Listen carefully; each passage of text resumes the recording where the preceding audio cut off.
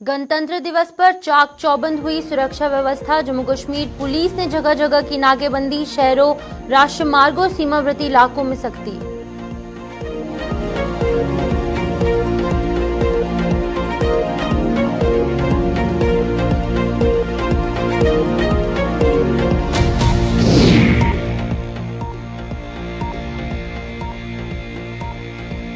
रामलला के दर्शनों को जाने वाले श्रद्धालुओं को सौगात। भारतीय रेलवे ने की 4 शेष रेलगाड़ियों की घोषणा। जम्मू, कटरा, उधमपुर रेलवे स्टेशन से होगा संचालन।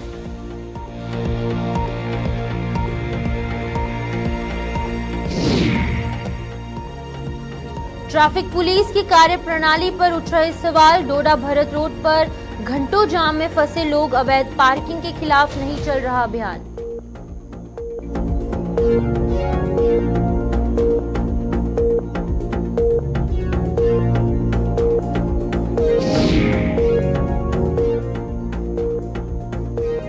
मानसर नाके पर 18 किलो भुक्की बरामद। नशीले पदार्थों का अंतर्राज्यीय तस्कर गिरफ्तार।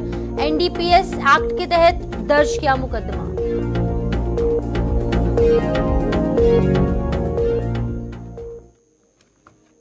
नमस्कार, जम्मू कश्मीर के इस खास बुलेटिन में आपका स्वागत है और मैं हूं आपके साथ शिपवन शर्मा। तो चलिए शुरुआत करते हैं इस बुलेटिन की। सबसे पहले बात करेंगे जम्मू को लेकर, जहां पर कि गणतंत्र दिवस को अब मात्र 3 दिन शेष रहते समूचे जम्मू कश्मीर में सुरक्षा व्यवस्था चाक चौबंद कर दी गई है। बता दें कि जम्मू सहित संभाग के अन्य जिलों में भी इस राष्ट्रीय पर्व के मद्देनजर जम्मू कश्मीर पुलिस ने जगह जगह नाकेबंदी की है। बात करें अगर जम्मू की, तो यहाँ भी शहर के साथ साथ राष्ट्रीय राजमार्गों और सीमावर्ती इलाकों की ओर जाने वाले मार्गों पर हर आने जाने वाली गाड़ी की सख्ती से जांच की जा रही है। आपको बता दें कि जिस तरीके से आज 23 जनवरी हो चुका है और कुछ ही दिन बचे हैं यहाँ पर गणतंत्र दिवस को लेकर, और इसी को लेकर जो यहाँ पर सुरक्षा व्यवस्था है उसकी चाक चौबंदी देखने को मिल रही है। और अगर बात करें जम्मू की, तो जम्मू की सड़कों पर जम्मू कश्मीर पुलिस के जवान हैं या फिर वो सिक्योरिटी फोर्सेस हैं, तो काफी एक्टिवली वो यहाँ पर काम करते हुए नजर आ रहे हैं। तो इसी खबर पर ज्यादा जानकारी देने के लिए हमारे साथ अनिल ज्वाइन कर चुके हैं। अनिल बताएगा किस तरीके के जो मंजर है वो इस तरीके जो जम्मू कश्मीर की सड़कें हैं वहां पर देखने को मिल रहे हैं। अगर हम बात करें गणतंत्र दिवस को लेकर जो है, समारोह को लेकर जो है, सुरक्षा एजेंसियां पूरी तरह से अलर्ट नजर आ रही हैं। तो जम्मू कश्मीर की बात करें तो जम्मू कश्मीर में भी पूरी तरह से हमारे सुरक्षा बल जो है वो पूरी तरह से अलर्ट नजर आ रहे हैं। और इसी बीच अगर हम बात करें तो पाकिस्तान की मंशा है कि गणतंत्र समारोह हो या फिर किसी भी तरह का कोई भी समारोह, तो क्योंकि हमने देखा कि गत वर्ष से ही जो है पाकिस्तान की हरकतें जो है वो लगातार बढ़ती हुई नजर आई है और उनकी मंशा ये साफ है कि जम्मू कश्मीर में जो अमन और चैन यहाँ पर बना हुआ है उसे किस तरह से भंग किया जाए। मगर उसी बीच आपको बता दें कि हमारे सुरक्षा बल जो है वो पूरी तरह से अलर्ट नजर आ रहे हैं। चप्पे चप्पे पे सुरक्षा कर्मियों को अलर्ट कर दिया गया है और जम्मू कश्मीर में हाई अलर्ट भी जारी है। और दूसरी तरफ अगर आपको बता दें कि लगातार जो अभी सुबह से ही एक खबर जो है वो काफी ज्यादा अब सुर्खियों में बनती हुई नजर आ रही है, जिस बीच अगर हम यूं कहें कि एक टवेरा गाड़ी जो थी जिसमें संदिग्ध बताए जा रहे हैं कि उस गाड़ी को लेकर जो है वो नासरी टनल की तरफ जो है वो रवाना हुए हैं और उसके बाद से ही जो है उस गाड़ी का कोई जो पता है वो नहीं चल पाया है, जिसको लेकर अभी तक जो सोर्सेस हमें बताते हैं कि उसमें ये बताया जा रहा है कि संदिग्ध थे जो गाड़ी लेकर फरार हो चुके हैं और गाड़ी ये बताया जा रहा है टवेरा गाड़ी है। हालांकि एक संदिग्ध गाड़ी लेकर कहां भागे हैं, क्या स्थिति है और किस तरह की इनकी मंशा थी, जिसको लेकर आप पूरी तरह से राष्ट्रीय राजमार्ग की बात करते हैं, नेशनल हाईवे 44 की बात करते हैं, तो वहां पर भी सुरक्षा को और भी कड़ा कर दिया गया है। और लगातार अगर हम यूं कहें कि सुरक्षा एजेंसियां भी पूरी तरह से अलर्ट है, क्योंकि पाकिस्तान की मंशा हर बार रहती है कि इन जैसे समारोह में जो है एक बड़ा खलल डाला जाए। मगर आपको बता दें कि हमारे सुरक्षा कर्मी जो है वो पूरी तरह से अलर्ट नजर आ रहे हैं। जी अनिल, मैं ये जानना चाहूंगी, सुरक्षा व्यवस्था जो है वो पहले से ही कड़ी जम्मू कश्मीर में दिख रही थी, क्योंकि यहाँ पर प्राण प्रतिष्ठा का कार्यक्रम यहाँ पर जो है वो देखने को मिला। और अब गणतंत्र दिवस की बात करें तो सीमावर्ती इलाकों में किस तरीके से रणनीति बनाई जा रही है कि वहां से कोई घुसपैठ की कोशिश ना हो पाए? देखिए, सीमा पार से अगर हम बात करें तो सीमा पार से हमेशा से कोशिश रहती है कि घुसपैठ की कोशिशें जो है वो लगातार की जाए। मगर आपको बता दें कि हमारा सुरक्षा कर्मी चाहे वो बॉर्डर सिक्योरिटी फोर्सेस हैं, जहां भारतीय सेना के जवान हैं, वो पूरी तरह से अलर्ट हैं, क्योंकि इन जैसे साजिशों को नाकाम करने के लिए हमारे जो जवान हैं वो पूरी तरह से चाक चौबंद हैं और चप्पे चप्पे पर निगरानी रखी हुई है। और तमाम सर्वेलेंस की बात करते हैं, वो पूरी तरह से अलर्ट हैं। अगर ऐसी कोई भी मंशा रहती है तो उसको नाकाम करने के लिए हमारे जवान जो है, ट्रूपर जो है, वो तैयार बैठे हैं। जी, बहुत बहुत शुक्रिया तमाम जानकारी देने के लिए अनिल। जहां पर कि अनिल हमें अपडेट कर रहे थे कि किस तरीके से यहाँ पर जम्मू कश्मीर पुलिस या फिर अन्य जो सिक्योरिटी एजेंसीज है उनकी तैनाती यहाँ पर देखने को मिल रही है, और चाहे वो सुबह हो या फिर वो शाम हो, देर रात भी यहाँ पर security forces, Jammu Kashmir police, BSF के जवान, सीआरपीएफ के जवान और जम्मू कश्मीर के पुलिस यहाँ पर तैनात दिख रहे हैं। हर आने जाने वाले को यहाँ पर पूछताछ उससे की जा रही है और हर गाड़ी को यहाँ पर अच्छे से खंगाला जा रहा है। और खास तौर पर अगर हम सीमावर्ती इलाकों की बात करें तो वहां पर ज्यादा जो सुरक्षा है उसकी चाक चौबंद देखने को मिल रही है, क्योंकि अक्सर पाकिस्तान द्वारा यहाँ पर कुछ नापाक हरकतों को अंजाम देने का प्रयास किया जाता है और इन्हीं सब हरकतों को विफल करने के लिए यहाँ पर हमारे जो जवान है वो यहाँ पर तैनात होते हुए नजर आ रहे हैं। वही अगर हम हाईवे की बात करें, राष्ट्रीय राजमार्ग की, तो वहां पर भी सुरक्षा जो है वो कड़ी नजर आ रही है।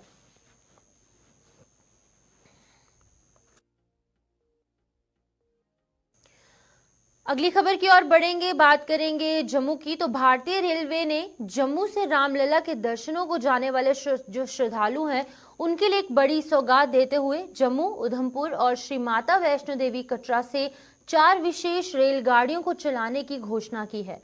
आपको बता दें कि रेल प्रवक्ता के अनुसार रेलगाड़ी संख्या 04606 श्री माता वैष्णो देवी कटरा अयोध्या कैंट 30 जनवरी को कटरा रेलवे स्टेशन से चलेगी, जबकि अगर अगली की बात करें तो 1 फरवरी को अयोध्या से वापस कटरा के लिए रवाना होगी। और इसके अलावा अन्य रेलगाड़ियों का टाइम टेबल और स्टॉप भी घोषित कर दिए गए हैं।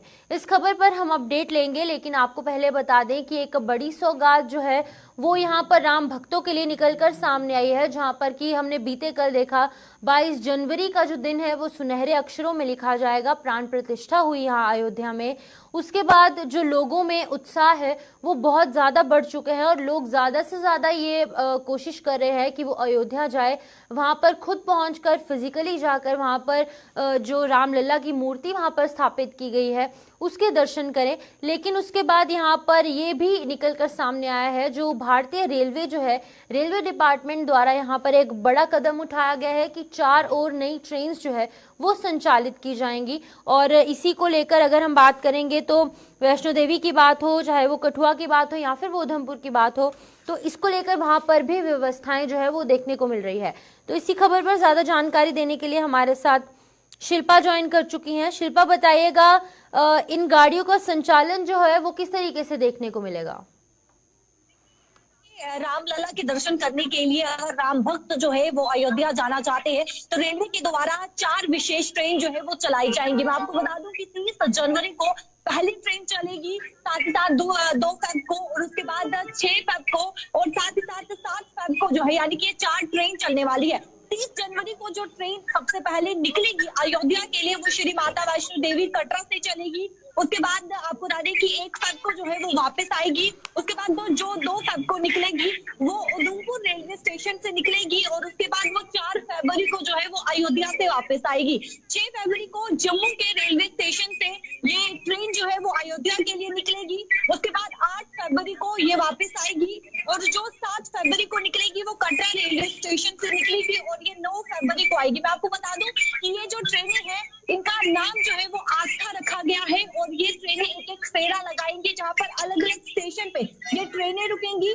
ये रेलगाड़ी जो है वो जम्मू तवी, कठुआ, पठानकोट, जालंधर से लुधियाना जंक्शन, सेवाल, अंबाला केंद्र की अलग अलग स्थानों पर जो है, अलग अलग स्टेशनों पर ये ट्रेन वहां पे रुकेगी। और जो भी राम भक्त जो है अयोध्या जाना चाहते हैं वो इन ट्रेन के माध्यम से जा सकते हैं। मैं आपको ये भी बता दूं कि जिस तरीके से अगर हम फेयर की बात करें, किराया जो बताया जा रहा है, जो कि इसमें स्लीपर कोच का जो किराया है वो 510 से शुरू होगा। लेकिन कहीं ना कहीं सूत्रों के हवाले से ये भी जानकारी सामने आ रही है कि जिस तरीके से अगर हम अलग अलग राज्यों की बात करें तो वहां पर ट्रेन जो है वो फ्री ऑफ कॉस्ट जो है वो बताई जा रही है, यानी कि कोई भी फेयर जो है वो नहीं लिया जाएगा। लेकिन सूत्र बता रहे हैं कि इससे पहले मीटिंग होगी और बैठक होने के बाद ये तय किया जाएगा कि क्या किराया होगा या नहीं होगा। लेकिन जो खबर सामने आ रही है कि 510 से जो है स्लीपर ट्रेनों का जो किराया रहने वाला है, लेकिन इससे पहले बैठक होगी और बैठक के दौरान ये तय किया जाएगा कि फ्री ऑफ कॉस्ट रहेगी या नहीं रहेगी। जी शिल्पा, लोगों में कितना उत्साह देखने को मिल रहा है, क्योंकि कल प्राण प्रतिष्ठा थी, लोगों में बहुत ज्यादा उत्साह देखने को मिला और अब वहां अयोध्या में लोग फिजिकली जाना चाहते हैं। इन ट्रेनों के माध्यम से कितनी राहत यहाँ लोगों को प्रदान की जाएगी? देखिए, उत्साह की बात करें, हर्षोल्लास जो है वो कल हर किसी के चेहरे पे नजर आया और इस समय भी काफी ज्यादा उत्साह जोश जो है वो हर एक मनुष्य के चेहरे पे नजर आ रहा है। और जिस तरीके से रेलवे के द्वारा ये 4 विशेष ट्रेन आयोजित की गई है और 30 जनवरी को ये ट्रेन जो है पहली ट्रेन चलेगी, तो कहीं ना कहीं जो राम भक्त जो है जाना चाहते हैं तो उनके लिए बेहद ही अच्छी खबर है और बेहद ही उनके लिए जो है वो पूरी तरीके से ध्यान रखा जाएगा और हर एक व्यवस्था जो है वो उन्हें दी जाएगी। जी बहुत बहुत शुक्रिया तमाम जानकारी देने के लिए शिल्पा। जहां पर शिल्पा शर्मा हमें अपडेट कर रही थी कि यहाँ पर एक बड़ी सौगात जो है वो राम भक्तों के लिए यहाँ पर निकलकर सामने आई है कि अब 4 और ट्रेनें जो है वो यहाँ पर चलेंगी और जम्मू कश्मीर से अगर बात करें अयोध्या की तो वहां तक ये ट्रेनें जाएंगी, जिसको लेकर कि लोगों में काफी ज्यादा खुशी का माहौल है और ये जरूर एक सौगात के रूप में लोगों के लिए निकलकर सामने आएगी।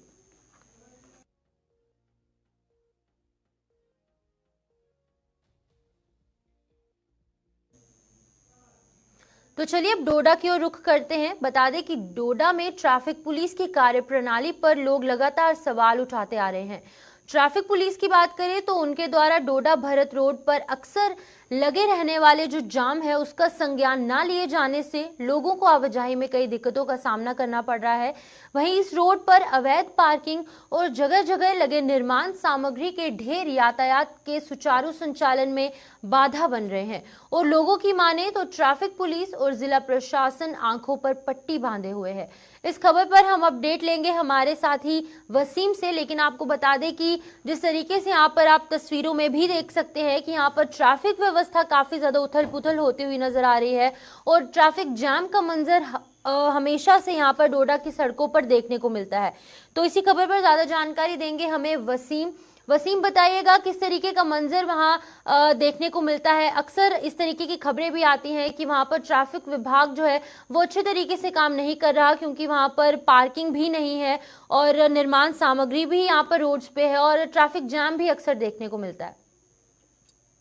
देखिए सुमन, पहले मैं आपको बताना चाहूंगा कि पार्किंग यहाँ पे प्राइवेट पार्किंग नहीं लगा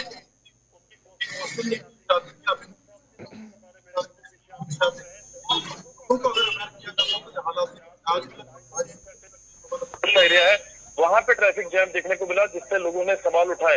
इससे बड़ा कारण ये है कि हम देखते हैं कि कंस्ट्रक्शन मटेरियल जो है रास्ते में पड़ा रहता है और 1.5 महीना 2 महीना 1 महीना लोग अपनी गाड़ियां जो है रास्ते में पार्क करते हैं, जिनको कोई पूछने वाला नहीं है। कंसर्न महकमे के लोग जो है ऐसा लगता है कि वो सोए हुए हैं। अगर वीआईपी मोड एडमिनिस्ट्रेशन के कुछ सीनियर ऑफिसर अगर अभी निकलते हैं तो ये सारा क्लियर हो जाएगा। तो इससे देखा जा सकता है कि तानाशाही कितनी ज्यादा, कोई पूछने वाला नहीं है। आम जनता सफर हो रही है, लोग सवाल उठा रहे हैं और बड़ी बात इसमें शिल्पा ये है कि मेडिकल कॉलेज डोडा है, बड़े दूर दूर इलाकों से लोग यहाँ पे आते हैं अपना इलाज करने। 2.5 से 3 घंटे उनको अगर सफर करना पड़ेगा, रुकना पड़ेगा, तो इससे बड़ा क्या हो सकता है। लोग कहीं ना कहीं सवाल उठा रहे हैं एडमिनिस्ट्रेशन पे भी, और जो कंसर्न महकमे के लोग जैसे कि ट्रैफिक विभाग है, मोटर व्हीकल डिपार्टमेंट है, उनका फेलियर जमीनी सतह पर देखने को मिल रहा है। तो ऐसा लग रहा है कि डोडा डिस्ट्रिक्ट के अंदर हालात हैं तो कहीं ना कहीं आम जनता सफर हो रही है। जनता यही एडमिनिस्ट्रेशन से पूछ रही है कि आखिर जो विभाग आपके हैं वो जमीनी सतह पे कितना काम करते हैं और आप क्या काम करते हैं। जी यहाँ पर मल्टीपर्पज पार्किंग भी जो है वो भी बनाई जा रही है, इससे कितनी राहत यहाँ पर लोगों को मिल सकती है?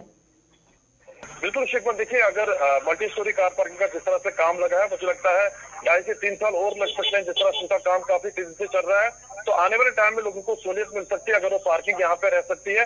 और बड़ी बात यह है कि हम देखते हैं कि फुटपाथ जो लोगों को चलने के लिए वो बिल्कुल टूटा हुआ, हाल ही में हमने एक स्टोरी भी की थी, वो टूटा पड़ा हुआ है, लोग उस पे चलते नहीं है, लोग सड़कों पे चलते हैं। बहुत बार इस तरह के केस भी सामने को आए कि गाड़ी वाले ने किसी शख्स को कुचला।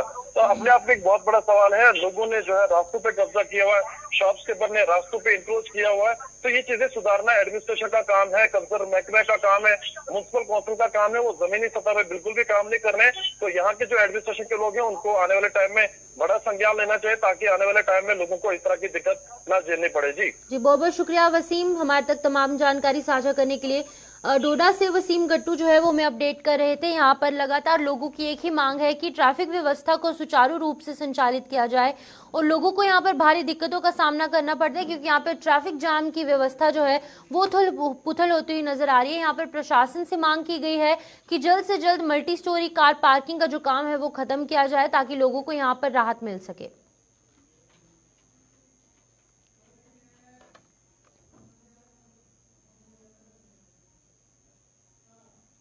तो चलिए सांबा की ओर रुख करते हैं। सांबा पुलिस ने नशीले पदार्थों के एक अंतर्राज्यीय तस्कर को गिरफ्तार कर उसके कब्जे से 18 किलो भुक्की बरामद की है।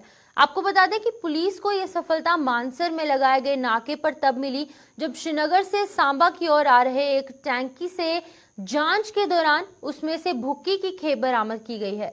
पुलिस ने टैंक के चालक को हिरासत में ले लिया है, जिसकी की पहचान मोहम्मद फजल निवासी राजौरी के रूप में की गई है और इसके खिलाफ एनडीपीएस एक्ट के तहत मुकदमा दर्ज कर लिया गया है और आगे की कार्रवाई जो है वो की जा रही है। आपको बता दें कि जिस तरीके से यहाँ पर लगातार सांबा पुलिस द्वारा प्रयास किए जा रहे हैं कि यहाँ पर जितनी भी इलीगल एक्टिविटीज यहाँ सांबा में चल रही है उनको जड़ से खत्म किया जाए, तो उसी को लेकर यहाँ पर लगातार जो है वो प्रयास किए जा रहे हैं और आए दिन हम आपके तक ये अपडेट पहुंचाते हैं कि किस तरीके से सांबा पुलिस द्वारा इलीगल एक्टिविटीज को खत्म करने के लिए प्रयास किए जा रहे हैं, चाहे वो ड्रग स्मगलिंग हो या फिर वो चोरी चकारी के केसेस हो या फिर वो और कुछ भी इलीगल एक्टिविटीज हो, तो उनको जड़ से खत्म करने के लिए सिक्योरिटी एजेंसीज जो हैं वो लगातार काम कर रही हैं। और यहाँ पर एक और बड़ी सफलता जो है वो सांबा पुलिस के हाथ लगी है। तो इस खबर पर ज्यादा जानकारी दे रहे हैं हमें ऋषि सांबा से। ऋषि, बताइएगा क्या कुछ बड़ी सफलता यहाँ पर एक बार फिर से पुलिस के हाथ लगी है?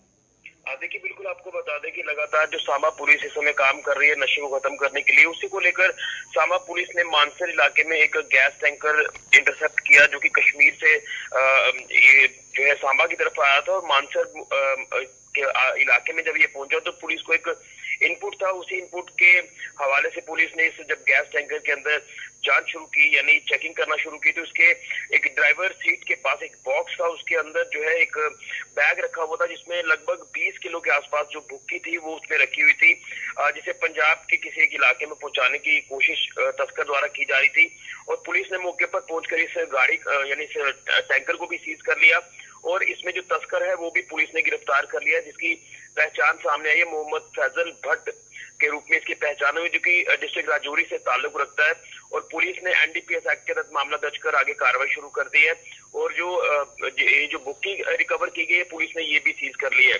तो कहीं ना कहीं हम देख रहे हैं कि लगातार जो कोशिशें नशा तस्करी के की जा रही है उसको लेकर पुलिस को जब भी इनपुट हासिल हुआ है तो पुलिस ने उसके बाद अपनी कार्रवाई को अंजाम दिया और खासतौर पर वैसे भी आप इस समय देख रहे हैं कि हाईवे की बात कर ले या फिर एडजॉइनिंग रूट्स की बात कर ले तो हर एक इलाके में इस समय जो चेकिंग है वो की जा रही है क्योंकि गणतंत्र दिवस पास है और उससे पहले जो चेकिंग है तमाम गाड़ियों की जा रही है, उसी को लेकर आप ये रूटीन चेकिंग भी कह सकते हैं और एक इनपुट था उसी के हवाले से ये पुलिस ने इस कार्रवाई को अंजाम देते हुए मानसर इलाके में जो नाका लगाया था उसी नाका पॉइंट पर इस टैंकर को जो वो सीज किया गया और एक हिडन बॉक्स जो बनाया गया था उसी के अंदर ये छुपाकर रखी थी खेप बुक्की की और पुलिस ने ये बुक्की की खेप रिकवर करके इस तस्कर को भी गिरफ्तार कर लिया और आगे पुलिस ने कार्रवाई शुरू कर दी है। क्योंकि अक्सर हमने देखा कि जब बुक्की की खेप जो कश्मीर से आती है तो हमने अक्सर देखा है कि जो एसेंशियल सप्लाई की गाड़ियां होती है जिसमें ट्रकों का इस्तेमाल जिक्र किया जाता है या बड़े टैंकर का जिक्र किया जाता है तो इसी के अंदर जो खेप है ये छुपाकर देश के अन्य हिस्सों में पहुंचाने की कोशिश की जाती है।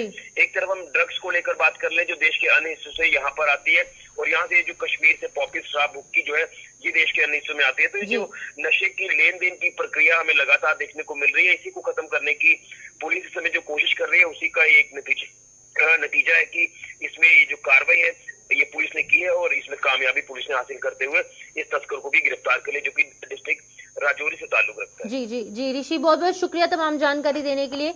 जहां पर सांबा से ऋषि हमें अपडेट कर रहे थे कि यहां पर सांबा पुलिस को एक और बड़ी सफलता हाथ लगी है, जहां पर कि राजौरी का एक निवासी यहां पर 18 किलो भुक्की के साथ गिरफ्तार किया गया और इसके खिलाफ एनडीपीएस के तहत जो मुकदमा है वो दर्ज किया गया है और आगे की कार्रवाई की जा रही है। एक समय था जब लोगों की रसोई में पीतल और कांसे के बर्तनों का उपयोग होता था, लेकिन अब ऐसे बर्तनों की जगह स्टील, नॉनस्टिक बर्तन और एल्यूमिनियम के बर्तनों ने ले ली है। जम्मू में हालांकि अभी भी कुछ लोग पीतल के बर्तनों का उपयोग कर रहे हैं और इन बर्तनों की कुछ गिनी चुनी दुकानें अभी भी चल रही हैं। पीतल के बर्तनों को लेकर इन लोगों का क्या कुछ कहना है, पेश है इस पर यह खास रिपोर्ट। दुकान में सजे पीतल और तांबे के बर्तन किसी जमाने में लोगों की रसोई घरों की शान हुआ करते थे, लेकिन समय के बदलाव की आंधी में अब ये बर्तन लोगों के रसोई घरों से गायब हो चुके हैं। इनकी जगह अब स्टील, एल्युमिनियम और नॉन स्टिक बर्तनों ने ले ली है। जानकारों की माने तो इन बर्तनों में बना खाना स्वास्थ्य के लिए हानिकारक होता है। लोगों के मुताबिक खाना पीतल के बर्तनों में पकाकर उसे कांसे के बर्तन में खाना चाहिए। चीज़ खानी चाहिए, मतलब बनाना इसी में चाहिए। और जो चीज़ खानी चाहिए वो ब्राउन्स, जिसको हम कैं की मतलब कि हमारी डोगरी लैंग्वेज में उसको कुट भी बोलते हैं, कैं भी बोलते हैं, कश्मीरी लैंग्वेज में इसको हम लोई बोलते हैं। तो इन चीज़ों में चीज़ खानी चाहिए, क्योंकि जो लोई होती है या कांसी या ब्राउन्स जो होता है, ये बना होता है आपका कॉपर प्लस टिन। जो इसके ऊपर टिन है ना, ये वाइट कलर की जो आप देख रहे हो, ये इसका और कॉपर का मिक्स करके बनता है कांसी। तो कांसी में लोगों को खाना चाहिए, ये आपके पूरे शरीर के लिए बहुत अच्छा होता है और इससे काफ़ी ज़्यादा हद तक बीमारियां जो है ना कंट्रोल में आती हैं। तो आजकल लोग स्टील में खा रहे हैं, स्टील के बर्तनों में तो बीमारियां ही बीमारियां हैं।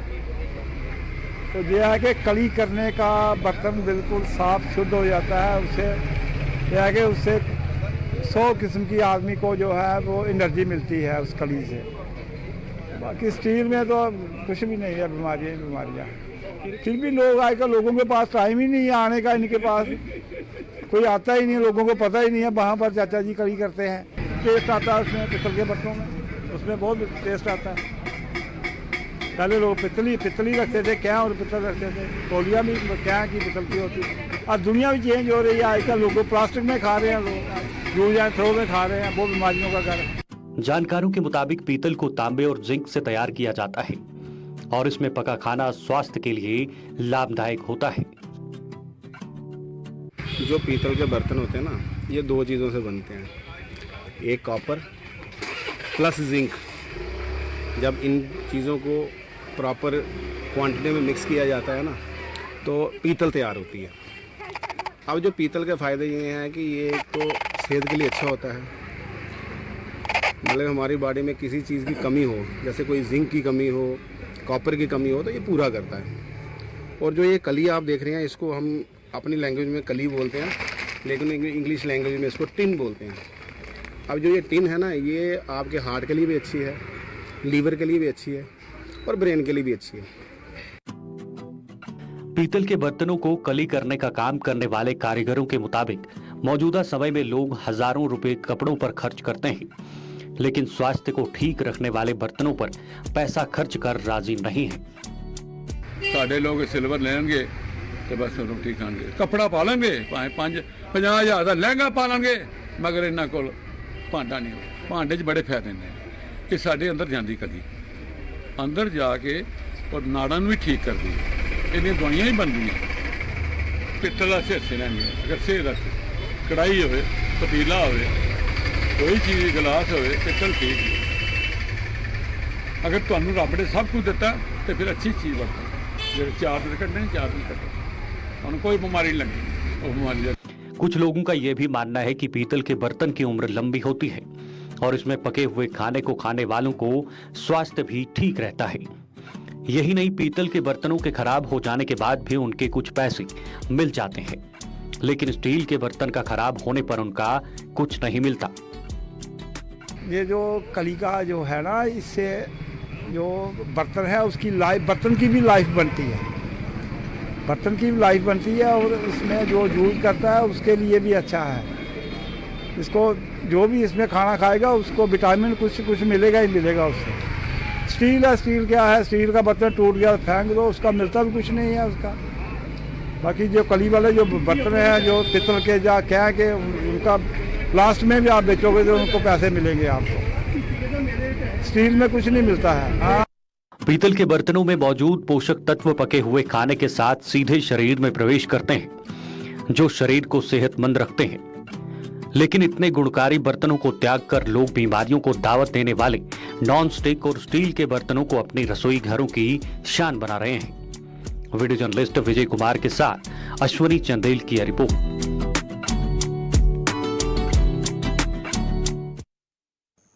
अयोध्या में प्राण प्रतिष्ठा के उपलक्ष्य पर सोमवार देर रात तक जम्मू और इसके आसपास के इलाकों में लोगों द्वारा जश्न मनाने का सिलसिला जारी रहा।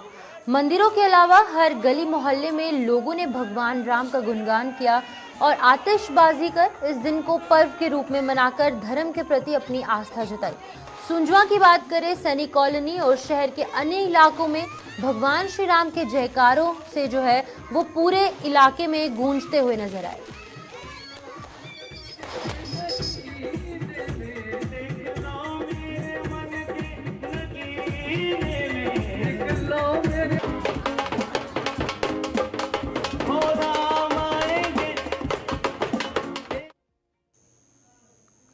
तो चलिए, जम्मू कश्मीर के इस खास बुलेटिन में इतना ही। मुझे दीजिए इजाजत। नमस्कार।